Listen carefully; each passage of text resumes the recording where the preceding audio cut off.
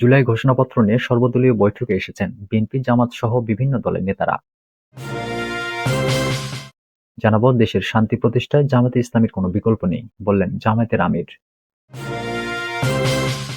এদিকে ফ্যাসিস্ট হাসিনাকে আশ্রয় দিয়ে ভারত কোনোভাবেই স্থির হতে পারছে না, বললেন রুহুল কবির রিজভী। সর্বশেষ জানাবো, আওয়ামী লীগের পুনর্বাসনে যারা কাজ করবেন তাদের বিরুদ্ধে আন্দোলনে নামবো, বললেন হাসনাত আব্দুল্লাহ। এতক্ষণ শুনছিলেন সংবাদ শিরোনাম, এবারে বিস্তারিত। জুলাই ঘোষণাপত্র নিয়ে সর্বদলীয় বৈঠকে এসেছেন বিএনপি, জামাত সহ বিভিন্ন দলের নেতারা। জুলাই ঘোষণাপত্র নিয়ে অন্তর্বর্তী সরকারের উদ্যোগে সর্বদলীয় বৈঠকে যোগ দিতে রাজধানীর ফরেন সার্ভিস একাডেমিতে পৌঁছেছেন বিএনপি, জামায়াতে ইসলামী সহ বিভিন্ন রাজনৈতিক দলের নেতারা। এর মধ্যে পৌঁছে গেছেন প্রধান উপদেষ্টা অধ্যাপক মোহাম্মদ ইউনূসও।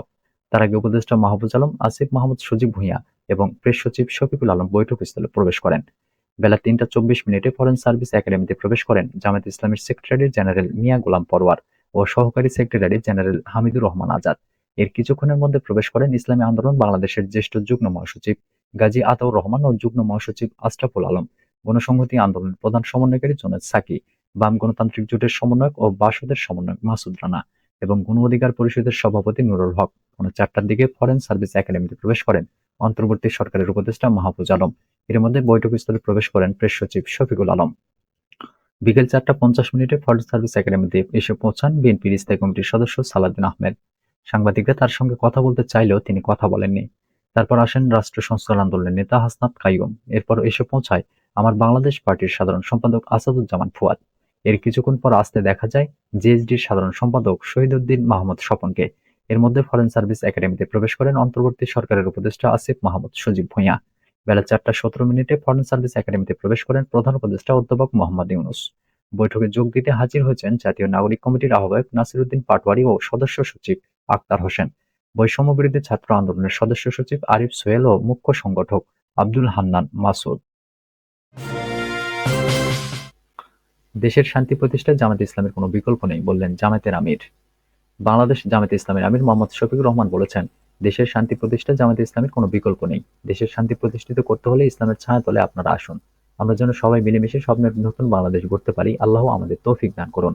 বৃহস্পতিবার সকাল 8:15টার দিকে মাগুরা জনসভায় যাওয়ার পথে ঢাকা-খুলনা মহাসড়কের ফরিদপুরের মধুখালী আখচাষী কল্যাণ ভবনের সামনে উপজেলা ও পৌর জামায়াতের আয়োজনে পথসভায় এসব কথা বলেন তিনি।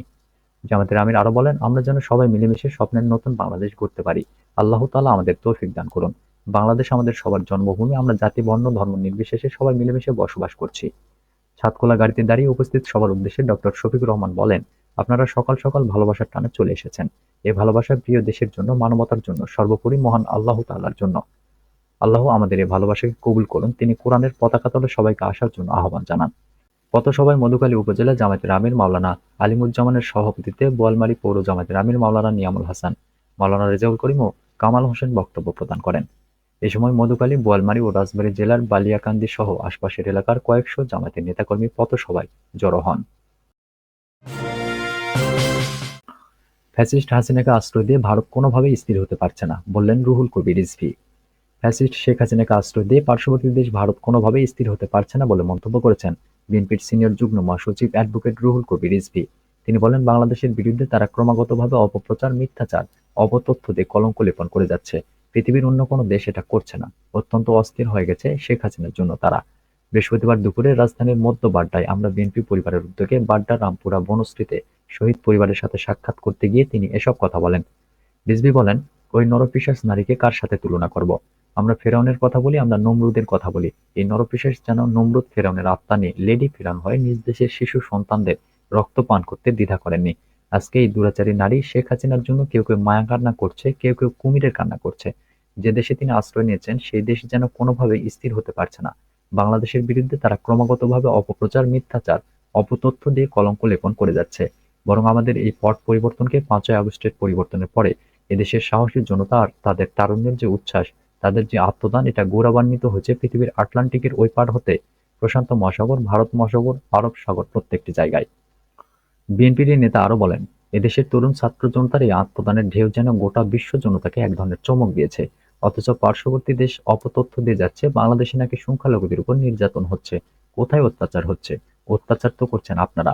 দিল্লিতে জুমার নামাজ আদায়ের সময় পুলিশ দিয়ে মুসল্লিদেরকে আঘাত করা হয়েছে, তাদেরকে লাথি মেরে ফেলে দেওয়া হয়েছে। অন্তর্বর্তী সরকারের উদ্দেশ্যে রিজভী আরো বলেন, অবিলম্বে রাজনৈতিক শক্তির কাছে ক্ষমতা নিয়ে আসতে হবে। অবাধ এবং সুষ্ঠু নির্বাচন যেটি আটকে দেওয়া হয়েছিল, শেখ হাসিনা দিনের ভোট রাত্রে করেছেন, মিডনাইট নির্বাচন করেছেন, ভোটার শূন্য নির্বাচন করেছেন, সেটির যাতে পুনরাবৃত্তি না হয় সেদিকে লক্ষ্য রেখেই সামনের দিনে যা কিছু করা দরকার সেটা আপনাদের অন্তর্বর্তীকালীন সরকারকে করতে হবে। আওয়ামী লীগের পুনর্বাসনে যারা কাজ করবেন তাদের বিরুদ্ধে আন্দোলনে নামব, বললেন হাসনাত আব্দুল্লাহ। বৈষম্যবিরোধী ছাত্র আন্দোলনের আহ্বায়ক হাসনাত আব্দুল্লাহ বলেন, এই বাংলাদেশে যদি আওয়ামী লীগকে পুনর্বাসন করাতে হয় তাহলে সেটা আমাদের রক্তের উপর দিয়ে করাতে হবে। এই বাংলাদেশে হয় ফ্যাসিবাদ থাকবে, না হয় আমরা থাকব। যারা ভোটের জন্য আওয়ামী লীগকে পুনর্বাসন করাতে চান তারা জাতীয় স্বার্থের সঙ্গে বেইমানি করছেন। আওয়ামী লীগের পুনর্বাসনে যারা কাজ করবেন তাদের বিরুদ্ধে আমরা আবারও আন্দোলনে নামব। কুমিল্লার দেবিদ্বার সদরের এবিএম গোলাম মোস্তফা পৌর মিলনায়তনে মতবিনিময় সভায় প্রধান অতিথির বক্তব্যে বৃহস্পতিবার দুপুর ১২টার দিকে হাসনাত আব্দুল্লাহ এ কথা বলেন।